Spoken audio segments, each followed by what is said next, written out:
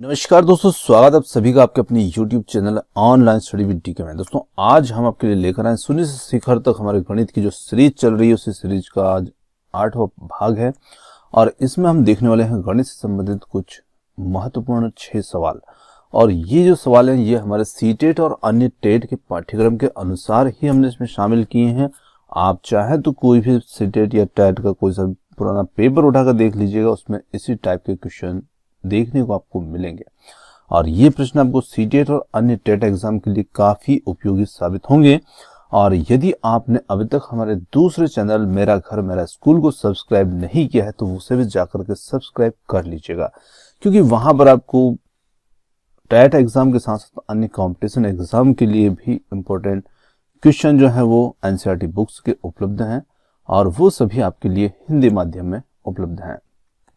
तो चलिए और स्टार्ट करते हैं आज के हमारे गणित से संबंधित कुछ महत्वपूर्ण सवाल।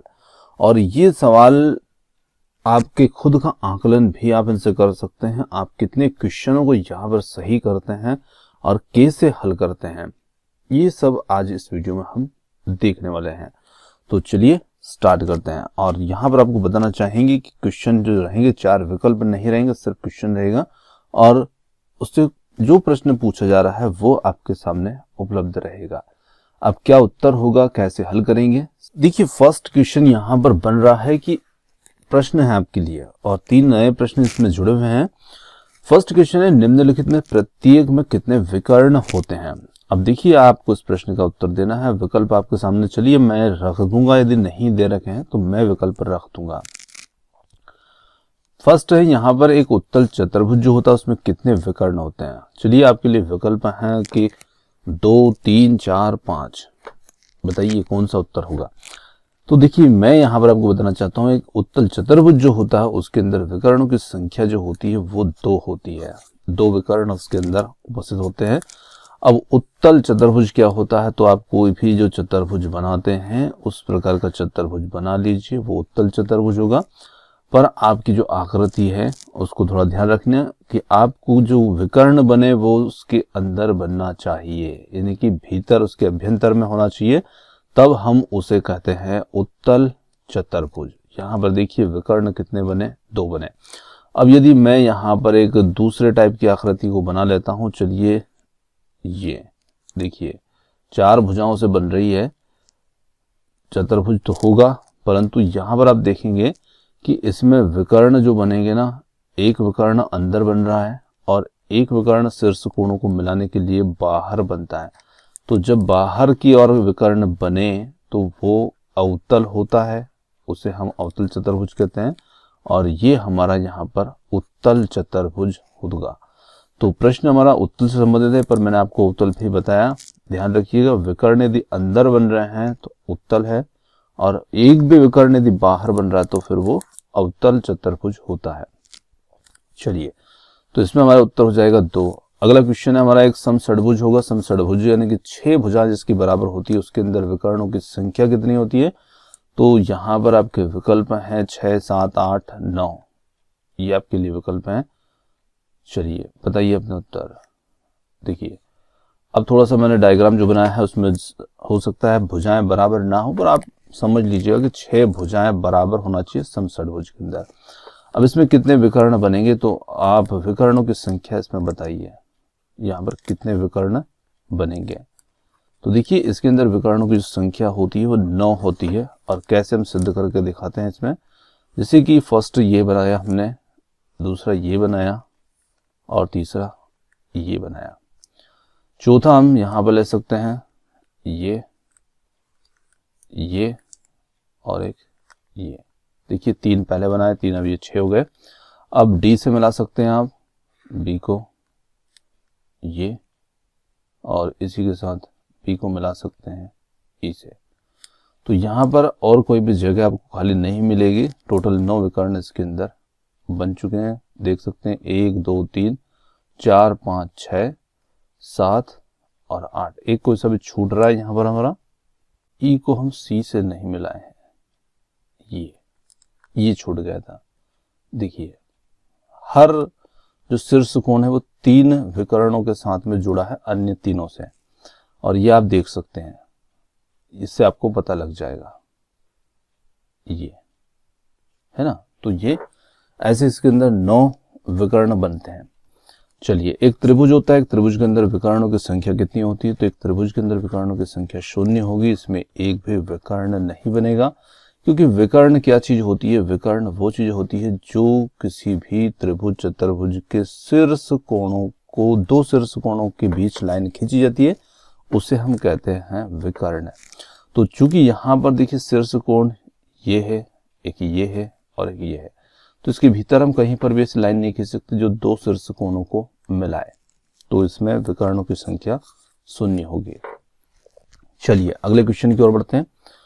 अगला क्वेश्चन है, यहाँ पर एक चतुर्भुज के कोणों की माप का योगफल क्या होगा? यदि चतुर्भुज उत्तल ना हो तो क्या ये गुण लागू होगा? और क्वेश्चन को सॉल्व करना है। तो देखिए, एक जो चतुर्भुज होता है, चलिए ये ले लिया, इसके कोणों की माप का योगफल क्या है? तो देखिए, कोण की माप का योगफल आपको पता करना है, ABCD के रूप में हमने बांट दिया। इसके विकर्ण को मिला देते हैं, विकर्ण को जैसे मिलाएंगे आपके सामने दो त्रिभुज हाजिर हो जाते हैं, 1 और 2 करके। और 1 और 2 त्रिभुज के तीनों कोणों का योग कितना होता है? तो आप जानते हैं त्रिभुज के तीनों कोणों का योग 180 डिग्री होता है, और वैसा ही सेम इधर भी 3 कोण बन चुके हैं इस त्रिभुज के अंदर, यहाँ पर भी योग 180। तो इसके सभी चारों कोणों का योग जो होगा उत्तल चतुर्भुज के कोणों का, वो कितना हो जाएगा? 180 + 180 मतलब 360 डिग्री। तो ऐसे हम इसको सिद्ध कर सकते हैं, यहाँ पर 360 डिग्री होगा। अब देखिए आगे इसमें एक और बात कही, यदि उत्तल ना हो तो क्या होगा? तो अभी जो हमने डायग्राम बनाया था सेम वैसे डायग्राम बना लेते हैं। 4 भुजाएं इसके अंदर शामिल हैं, ये बना लिया। देखिए इसके अंदर भी हम विकर्ण खींच लेते हैं, ABC और ये D। 2 शीर्ष कोण मिला देते हैं इसके, मान लीजिए ये मिलाएं, एक त्रिभुज इधर बन चुका है, एक इधर बन चुका है। 180 डिग्री योग इसका होगा, 180 डिग्री इसका होगा। तो बिल्कुल यदि चतुर्भुज उत्तल ना हो, अवतल हो, तो भी यही गुण लागू होता है कि इसके कोणों का योग भी 360 डिग्री होगा। चाहे चतुर्भुज उत्तल हो या अवतल हो, उसके आंतरिक कोण का योग कितना होता है? 360 डिग्री। ध्यान रखिएगा। चलिए अगले क्वेश्चन की ओर बढ़ते हैं। अगला क्वेश्चन हमें एक टेबल देता है और इसमें कुछ आकृतियों को बने हुए बताया गया है, और यहाँ पर हम देखते हैं कि इसमें आकृति को त्रिभुजों में बांटिए और कोणों का योगफल ज्ञात कीजिए। यहाँ से आपको एक बहुत अच्छा इंपॉर्टेंट सूत्र मिलेगा, उस सूत्र को देखने की कोशिश करते हैं कौन सा सूत्र मिलेगा। देखिए आकृति यहाँ पर त्रिभुज के रूप में है, इसमें भुजाएं कितनी है? 3 है, तो इसके आंतरिक कोणों का योग कितना होता है? 180 डिग्री होगा। यहाँ पर आप देख सकते हैं भुजाएं 4 हैं इसके अंदर, ये 4 भुजाएं, 1, 2 और 3 और 4। पर जैसे हम इसमें एक विकर्ण खींचते हैं तो यहाँ पर 2 त्रिभुज हाजिर होते हैं, 1 और 2 करके। तो इसके आंतरिक कोणों का योग कितना हुआ? तो अभी हमने देखा, इसके लिए एक सूत्र का प्रयोग भी आप कर सकते हैं कि त्रिभुजों की संख्या यहाँ पर 2 है, तो आपको 2 × 180 कर लेना है, तो 360 डिग्री इसका योग बन जाता है। और आप देख रहे हैं कि 4 - 2 भी करके भी आप निकाल सकते हैं। 4 - 2 यहाँ पर क्या है? 4 भुजाएं थी, उनमें से आपको 2 घटा देना है, तो भी आपको कोण पता लग जाएगा भीतर के कितने बनेंगे। और ट्रायंगल देख रहे हैं 2 बन रहे हैं इसके अंदर, ये 2 मिल रहे हैं आपको। चलिए अगली आकृति की बात करते हैं। अगली आकृति में यहाँ पर देख रहे हैं आप भुजाओं की संख्या 5 हो चुकी है, 1, 2, 3, 4 और 5। जैसे हम 5 भुजाएं लेते हैं और 2 विकर्ण खींचते हैं उसके अंदर, यहाँ विकर्ण 1 खींचा था, 2 त्रिभुज बने, यहाँ 2 विकर्ण खींचे तो आपको 3 त्रिभुज मिलेंगे, 1 त्रिभुज, 2 त्रिभुज और 3 त्रिभुज। तो इसमें कोणों का योग कितना होगा? तो 3 × 180 कर सकते हैं हम, सीधा 3 त्रिभुज हैं, तो यहाँ पर योग बन जाता है 540। ये हम निकाल सकते हैं। यहाँ पर आप सीधे सीधे भुजाओं की संख्या, त्रिभुजों की संख्या पता करना चाहते हैं भुजाओं की संख्या से, तो देखिए 5 में से आप 2 घटाइए तो आपको 3 मिलेगा और 3 त्रिभुज इसमें बन जाएंगे। उन्हीं से आपको कोण का पता लग जाता है 540 डिग्री का। अगली आकृति की बात करते हैं। इसमें भुजाओं की संख्या देखिए 6 है, 1, 2, 3, 4, 5 और 6। 6 है, तो 6 में से हम यहाँ पर 2 घटा दे हैं तो कितने त्रिभुज बनेंगे? देखिए 4 मिल रहे हैं आपको। कैसे? 1, 2, 3 और 4 त्रिभुज। कोणों का योग आंतरिक का क्या बनेगा? 4 × 180, यानी कि यहाँ पर हम कर सकते हैं 18 × 72, 720 डिग्री। चलिए ये तो आकृतियां बनी हुई दे रखी थी, पर अब आप ऐसे ही इनके ऊपर आइए। यहाँ पर आपको 7 भुजाएं दे दी जाती हैं, तो उसके आंतरिक कोणों का योग कितना बनेगा। तो 7 भुजाएं हैं तो 7 में से हम क्या करेंगे, 2 घटाएंगे और गुणित 180 कर देते हैं, कोण पता लग जाएंगे। 7 में से जैसे 2 घटाते तो यहाँ पर 5 त्रिभुज उसके भीतर बनेंगे और इसमें 180 का गुणा करेंगे, क्योंकि एक त्रिभुज का योग 180 होता है। तो 5 का यहाँ पर कितना बनेगा, तो 5 का जैसे हम करते हैं तो 18 5 90, यहाँ पर हो जाता है 900 डिग्री। चलिए 8 की बात करते हैं। 8 वाले भुजाओं वाले में कितने त्रिभुज बनेंगे, 6 त्रिभुज बनेंगे इसमें, और कोणों का योग कितना बनेगा, तो हम सीधा घटाते हैं 8 - 2 गुणित 180, यानी कि 6 गुणित 180। तो देखिए यहाँ 18 × 108, 1080 डिग्री इसके आंतरिक कोणों का योग बनेगा 8 भुजाओं वाले का। फिर आगे बात करते हैं 10 भुजाओं वाले के। 10 भुजा की यदि हम बात करें तो 10 में से हम 2 घटाते हैं, गुणित 180 करते हैं, 8 और यहाँ पर 180। देखिए इसमें 8 त्रिभुज बनेंगे और 8 त्रिभुजों का योग जो बनेगा वो कितना निकल के आएगा, तो वो यहाँ पर आ जाता है 1440, यानी कि 1440 डिग्री का, है ना। भुजाओं की संख्या है आपके सामने, उनसे आपको त्रिभुज पता चल रहे हैं और उनसे आपको भीतर के कोणों का योग पता चल रहा है। चलिए अब मान लो n भुजाएं हैं तो क्या करेंगे। देखिए n भुजाएं हैं तो हमने 10, 8, 7, 6, 5 ये क्या थी, ये तो भुजाओं की संख्या थी। तो भुजाओं की संख्या हमारे पास n है, तो हम क्या कर सकते हैं, n - 2 कर सकते हैं और गुणित 180 कर सकते हैं। n भुजाओं वाले के लिए ये सूत्र बनेगा।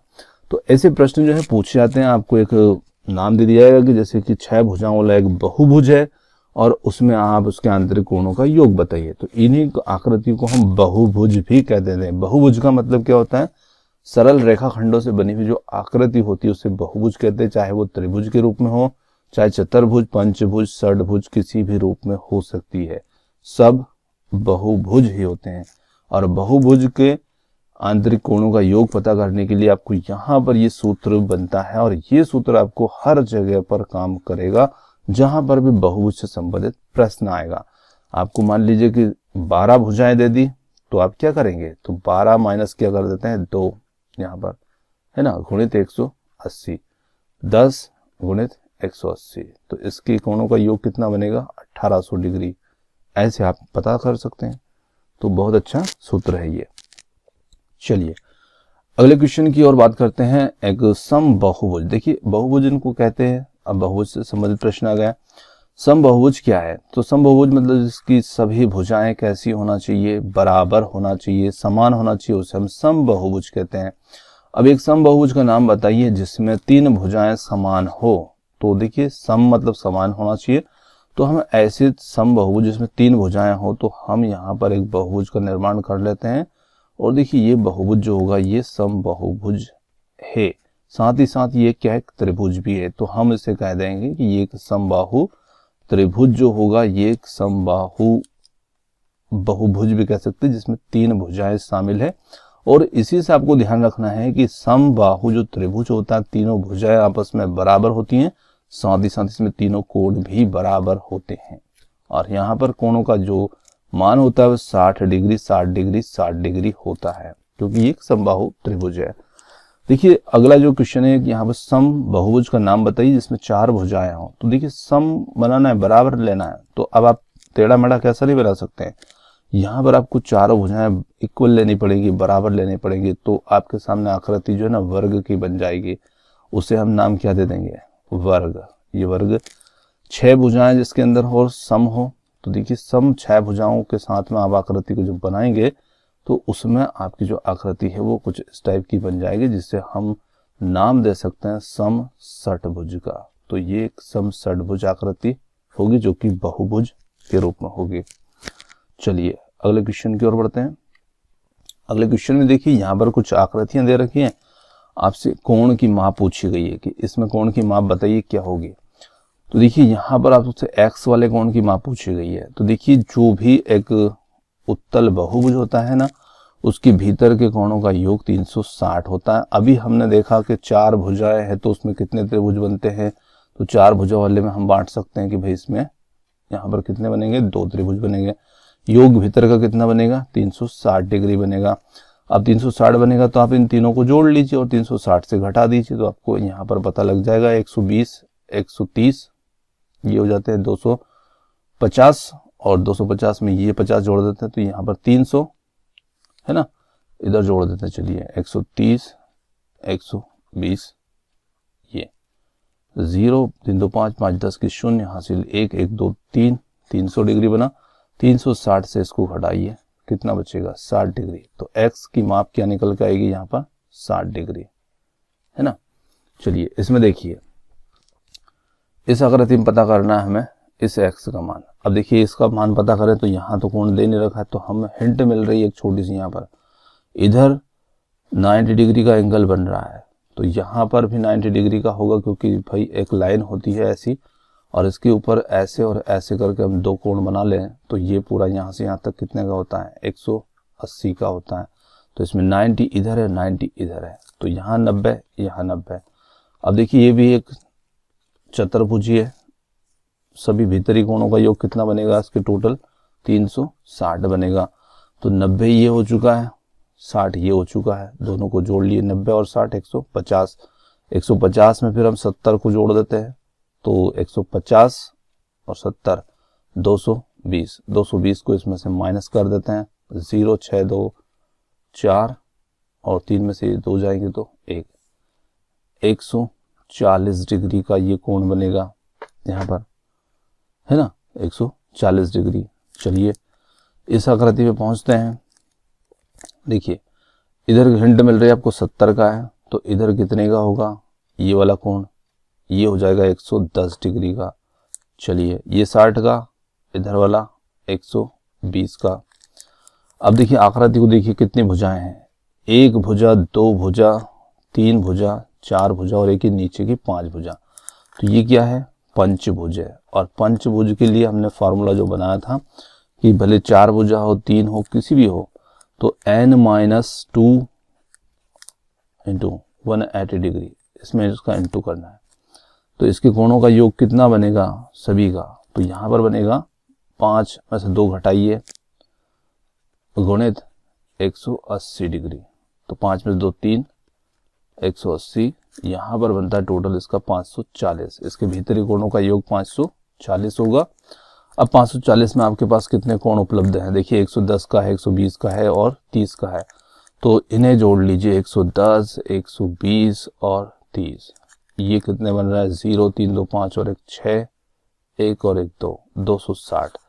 अब देखिए दो कोण x के रूप में है यहाँ पर, ये और ये दोनों कैसे हैं बराबर है, क्योंकि दो भुजाएं भी इसमें बराबर हैं, तो निश्चित रूप से दो कोण यहाँ बन रहे हैं वो बराबर हैं। तो पहले तो आप 260 से इसको 540 से 260 को घटाइए, 0 14 6 जाएंगे 8 और 3 5 से 3 घटाएंगे तो 2, 280। अब 280 में हमें दोनों कोणों का बंटवारा करना और ये बराबर होंगे क्योंकि बराबर भुजाओं के साथ बन रहे हैं, तो 140 40 की ये कोण बनेगा, ये भी 140 डिग्री और ये भी 140 डिग्री का। चलिए आगे बात करते हैं, सेम ऐसा ही डायग्राम इधर दे रखा है, 5 भुजाएं हैं, पंचभुज है और सभी भुजाएं कैसी हैं बराबर है, तो ये एक सम पंचभुज है। अब देखिए पंचभुज के ही अभी हमने कोणों के भीतरी कोणों का योग पता किया, कितना होता है 540, तो इसके टोटल भीतरी कोणों का योग तो बन रहा है 540। पर हमसे पूछा कि x का बता दीजिए कि सिर्फ ये, तो हम 540 में 5 का भाग लगा दें, क्योंकि 5 कोण है, 5 कोणों का बंटवारा करना और बराबर रहेंगे क्योंकि सम पंचभुज आकृति है। तो 5 एकम 5 और माने 8 40, 108 डिग्री इसका x का कोण निकल के आएगा। अगले क्वेश्चन की ओर बढ़ जाते हैं। अगला क्वेश्चन यहाँ पर हमसे पूछ रहा है कि x और y और z के मान ज्ञात कीजिए, क्या मान निकल के आएंगे इनके। तो देखिए त्रिभुज के तीनों कोणों का योग कितना होता है 180, 90 और 30, 120 तो हो गए, ये कोण निकल के आ गया 60 डिग्री। अब देखिए वैसे डायरेक्टली बता सकते हैं कि यहाँ पर इनका योग है ना 360 होगा, क्योंकि त्रिभुज या उत्तल बहुभुज जो होता है चतुर्भुज, उसका बाह्य कोणों का योग जो होता है 360 होता है। तो यहाँ पर आप प्रूव करके दिखाना चाहते, देखिए ये कोण भीतर का 30 का बना, तो इसके बाहर का कितने का होगा 150 का, ये 90 का तो इधर का भी 90 का, ये 60 का तो ये इधर का 120 का, है ना। क्योंकि आपकी लाइन ऐसी जब भी होती है ऐसा कोण बनेगा इधर और इधर, तो ये 180 डिग्री का ही तो बनेगा। तो वही हमने यहाँ पर निकाला है। देखिए x का मान कितना निकला, x का मान यहाँ पर निकला 90, y का कितना निकला, y का 120 और z का कितना निकला 150। टोटल कर लीजिए 0 0 0 0, 5 2 7 और 9, 16 का 6 हासिल, 1 और 1 2 और 1 3, 360। इसमें देखिए बाई गुणों का योग यहाँ पर भी 360 होगा, क्योंकि ये एक बहुभुज है और उत्तल बहुभुज है ना। तो 360 होता है इसके बाह्य कोणों का योग। सिद्ध करके दिखाना है। तो देखिए भीतर के सभी का कितना होगा, इसके अंदर चतुर्भुज की आकृति में है तो 360 होगा, अंदर का भी। अब 120, 80, 200 और 260, ये कोण निकल के आ रहा है 100 डिग्री का, क्योंकि 360 टोटल होता है। अब ये 100 का हुआ तो इधर ये W कितने का हो गया, यहाँ से यहाँ तक लाइन बनाते हैं 180 वाली, तो ये 80 डिग्री का। ये 120 का, यहाँ से यहाँ तक टोटल करे 120 और इसका संपूरक होता है 60 डिग्री, ये 60 डिग्री। ये 80 का तो ये 100 डिग्री का, ये 60 का तो ये 120 का। टोटल कर लीजिए, x का मान 60 है, y का मान यहाँ पर 100 है, z का 120 है, w का 80 है। इन दोनों का टोटल करते हैं 200, इन दोनों का करते हैं 160, 200 और 160 360 डिग्री। ऐसे हम पता कर सकते हैं। दोस्तों ये थे आज के हमारे गणित से संबंधित कुछ अति महत्वपूर्ण क्वेश्चन। और क्वेश्चन आपको कैसे लगे, पसंद आया तो वीडियो को लाइक, शेयर और चैनल को सब्सक्राइब करना मत भूलिएगा। उम्मीद करते हैं वीडियो आपको पसंद आया होगा और आपने हमें इतनी देर सुना उसके लिए बहुत बहुत धन्यवाद। Thank you so much. मिलते हैं जल्दी एक और नए किसी वीडियो के साथ।